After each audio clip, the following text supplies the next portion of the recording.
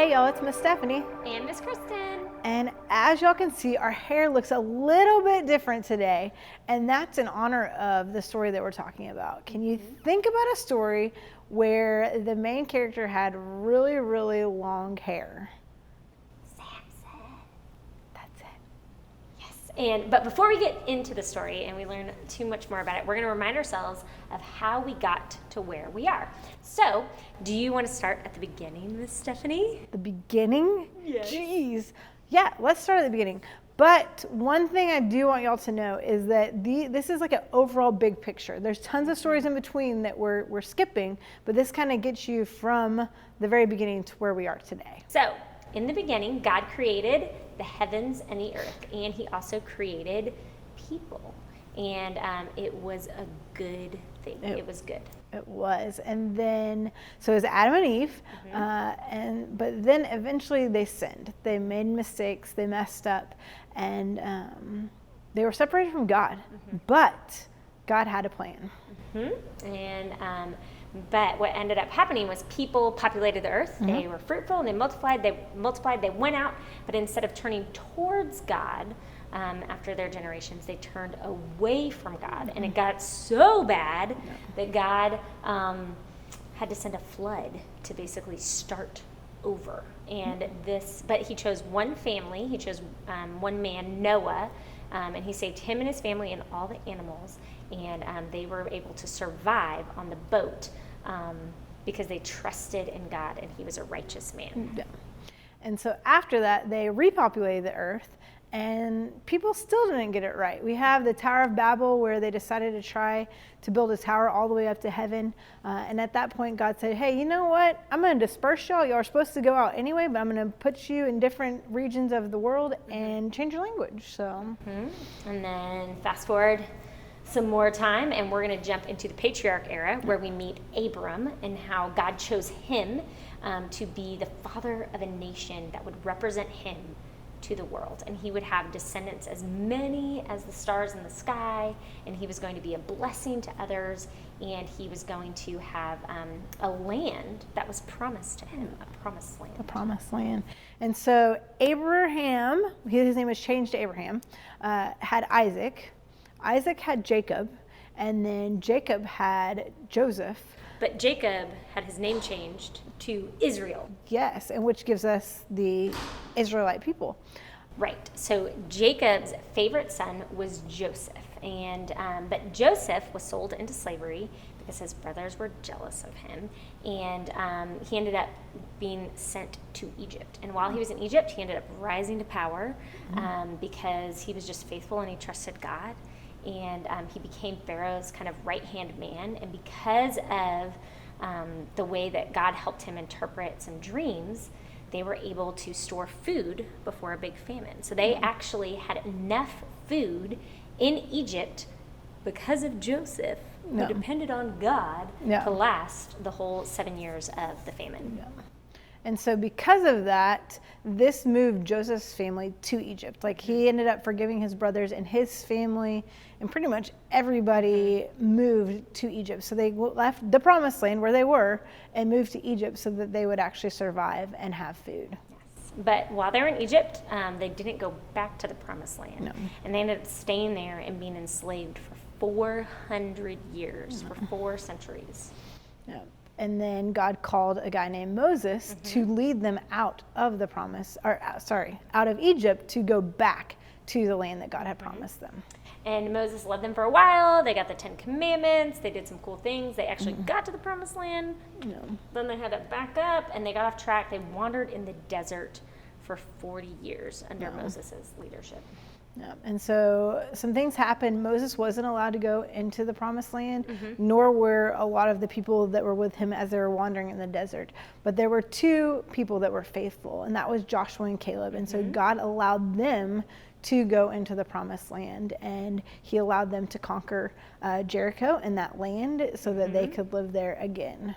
And so they took that promised land back, and it was theirs, and they were living there. And that's kind of where we're going to pick up this week. We are going to pick up as we start the next era after the conquest era, and we are going to see kind of what happens. But before we do that, we are going to do a worship song together. And so you can stand up, you can sit down, you can keep your eyes closed, you can keep your eyes open, but we want to encourage you to really listen to the words of the song and worship with us together this morning. Yeah.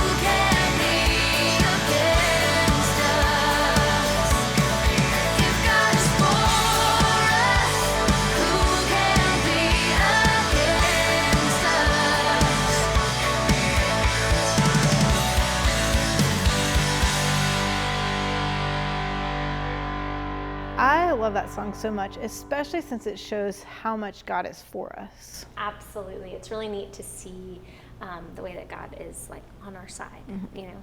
And so we're going to see that especially as we move into out of the conquest era and into the judges era. And we're actually going to skip forward a couple hundred years to one of the most famous judges. Wait, are you telling me we're skipping Ehud? But yeah, we're skipping the first one. I love Ehud. Yeah. Yes. It's a crazy story, that's for sure. It is. Like, it was one of those things that I didn't even really know existed in the Bible till I started like teaching it? Yeah. And so Ehud was one of the judges, and he went in and stabbed the king right in the stomach. But the king was so fat that it like folded into his belly. So you couldn't even really see the sword anymore. It was crazy. And how do you escape?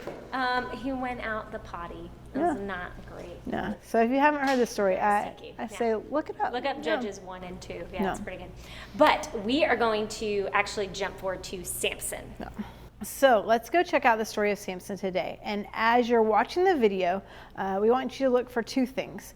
The first thing is, what special instruction did God give for Samson? And what was the very last thing that Samson asked for from God? No. So let's watch.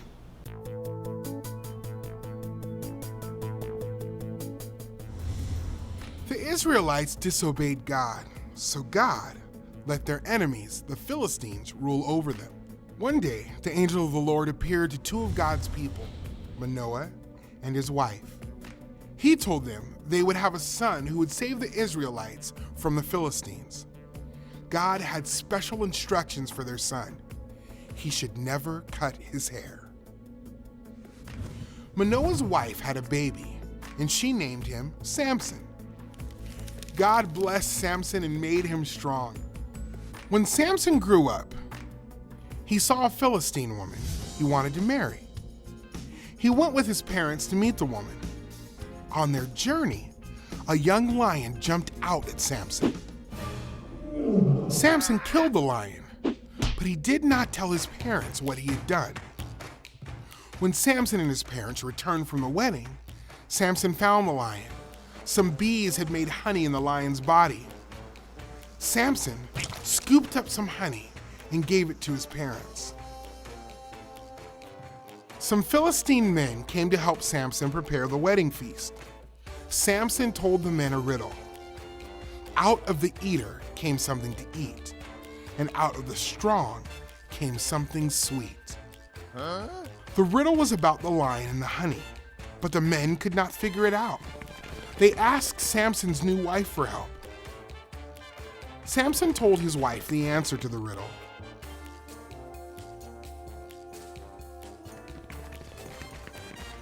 And she told the men.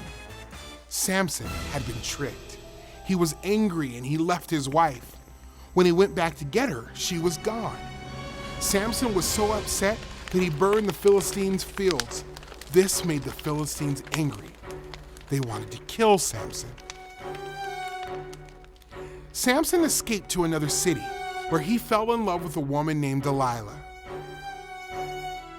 The Philistines offered Delilah money, and she would find out why Samson was so strong. Samson gave Delilah reasons for his strength, but none of them were true. Delilah tested his explanations, but Samson was still strong.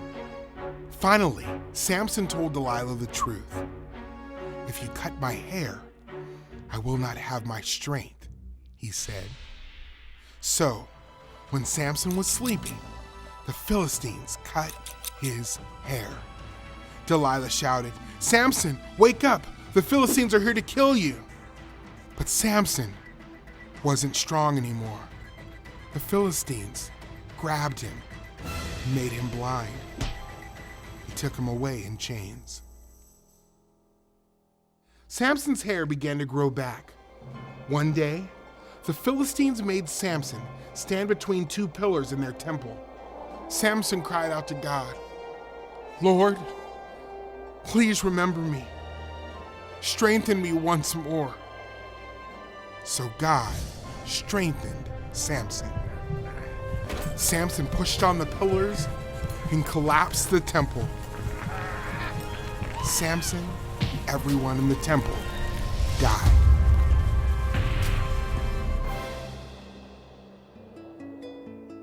Samson's sin led to his own death, but God used his death to deliver the Israelites from their enemies. Samson's story reminds us of Jesus. Jesus never sinned, but God sent him to die on the cross and rise again to rescue believers from sin and give them eternal life. All right, guys, so you saw that God chose Samson to be the judge for Israel, to deliver them from captivity. They were in bondage or captivity under the Philistines because they had chosen to turn away from God. Yeah. And so ever since Samson was a baby, God gave him special instructions. Did you see what it was in the video? He couldn't cut his hair. Nope. He had long, glorious, flowing locks. And but there was a lady in his life named Delilah, and Delilah was kind of a double agent, and she was working for the Philistines to figure out where Samson's strength came from, because he was like a massively strong dude. He was pretty jacked. So the Philistines really wanted to defeat him, and so finally Samson gave in to Delilah and told him that if his hair was cut, that he would no longer have his strength anymore. And so the Philistines came in, they cut his hair, and they took him away. and they even like kind of put him on display. It was really sad. They even blinded him actually. And so, but it definitely came back to bite them. They put him in chains, like in between like two columns, and he wasn't strong enough to do anything about it. And he just kind of sat there. He was there and he was defeated. And they were like gathering around to show off how powerful they were. That's what the Philistines were doing. But the last question, if y'all remember, we asked you to see what the final thing that Samson asked of God. And he asked God to give him strength one last time. And so God granted that wish, and he gave him strength. And actually, he pushed the columns down, and it fell on all the Philistines and defeated them. Yeah. And what's really cool is that God is the one who gave Samson the power. God is the one who always gave Samson his power. And now the Philistines were defeated, and the Israelites were free. And it showed one more time that God is our strength, and that he is for us, right? And it's pretty cool. And so one thing I want y'all to see through the Judges era is that there's a constant cycle of what's happening. And so over and over again, the Israelites will repeat and go through this cycle. And so Miss Kristen's actually going to share with you an easy way to remember the cycle. So here it is. Yeah, it's like the ABCs. So what would happen, and the Judges era took place over about 400 years, and so they went through this cycle, and it went in this order. So A, the very first thing they did was they turned away from God. And then B, the second thing they did was they, because they turned away from God, God allowed them to be put into bondage by a neighboring country. And then C, once they were in bondage, they cried out to God. They were like, God, help us, please. And D, because God loves them so much, he sent a judge to deliver them and lead them out of that bondage. And then finally, E stands for ease in the land. There was peace and ease in the land for a while. The only thing, though, is that there would be ease and peace in the land when that judge was alive. And then when that judge would die, they would start all the way back over at the beginning, and it's like they would forget, the next generation would forget, and they would turn away from God, be put into bondage, cry out to him, they would be delivered, and there would be ease in the land. And this happened 7 different times through the course of the Judges' history. And what's really sad is that it wasn't just a cycle like a circle. It was actually more like a downward spiral, because every time they got like a little worse and a little worse and a little worse. And so this happened over the course of 400 years. So we're going to get some volunteers to come help us, and they're going to have little cards that have the different things on them, and then they're going to unscramble them and remember what we said about the A, B, C, D, E. So let's go get them. Sounds good. All right, guys, so we have some friends here that are going to help us put in order the cycle of the Judges. And just to remind you what Kristen said, the people would turn away from God. Then they would be put into bondage. They'd cry out to God. God would deliver them, and there would be ease in the land. And this happened over and over and over again. And so we're going to let them try to put it in order. So, girls, y'all look at your thing, and which one of y'all thinks you have turned away from God? What does yours say, Ellie? Gotta read it loud. God's people forgot about God. Oh no, you're right. So Ellie's first. So Ellie, you want to Go over there. Okay. And then, oops, you can get right in front of me. And then we're gonna do bondage. Who thinks that their people are in bondage, meaning that they're like enslaved? I think I do. What does yours say, Madison? God let Israel's enemies defeat them. So God's Israel's enemies defeat them. So Madison. All right, and then what did they do? They turned away, they had bondage, then they cried out to God. Who has cried out to God? All right, Claire, what does yours say? God's people cried out to him for help. Great job, Claire. Claire. All right, you can stand right here. So you're number 3. So they turned away, bondage, cried out, and God delivered them. Which one of y'all have that? Lucy, what does yours say? It says, God sent a judge to help his people. Good. God sent a judge to help his people. And then the last was ease in the land. Maddie, what does yours say? God gave his people peace. All right, so good job. So they We have A, they turned away from God. B, they were put into bondage. C, they cried out. D, the judge delivered them. And E, there was ease in the land. Awesome. And so now y'all are gonna get to do this at home as well. So y'all can do it like they did it and have somebody hold it, or you can just do it as a game. So y'all enjoy doing that, and we will see y'all again soon. Bye. So we're back. We actually said bye, but we came back because we have something important that we want to tell y'all. Miss Kristen has something that she wants to share with y'all. So y'all listen to what she has to say. So guys, I wanted to share with you that this Sunday is actually my last Sunday here on staff at StoneBridge Church.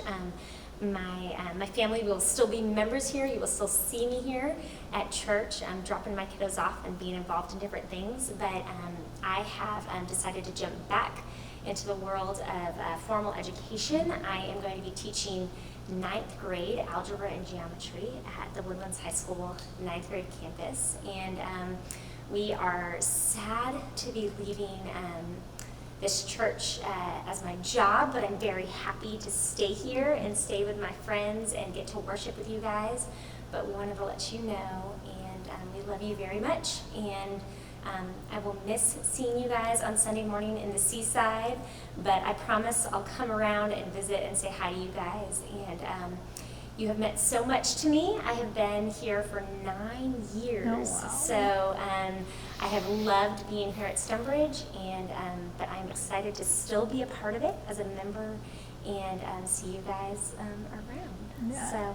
And so one other thing that I'm doing is adopt a teacher. And so with that, actually today, y'all are gonna have sheets that y'all can get to be praying for a teacher. And so I would highly encourage all of y'all to grab the sheet and y'all can be praying for her, because it's a big transition. I know God's got huge things for her in the teaching world, but it's definitely gonna be different. And so y'all just be praying for her, be praying for us, because we'll miss having Kristen around. And there's a lot of teachers that go to church here that need prayers, and so we will, but we're very excited to still be here, and we'll see you around on Sunday morning, and Yeah, so y'all pick that up, y'all pray for her, and you can also pray for your actual teachers that you have at school. So y'all have a great week, and I will see you next week.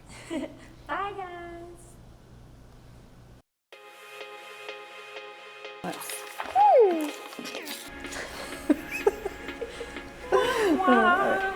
I didn't know. I mean, like, I did know, so we should probably not say that.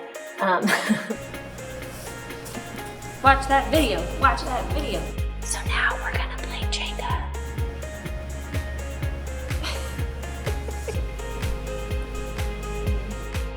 We gotta do that again. I was supposed to go. I'm sorry. Okay, it's okay. That's like Stephanie and me every time.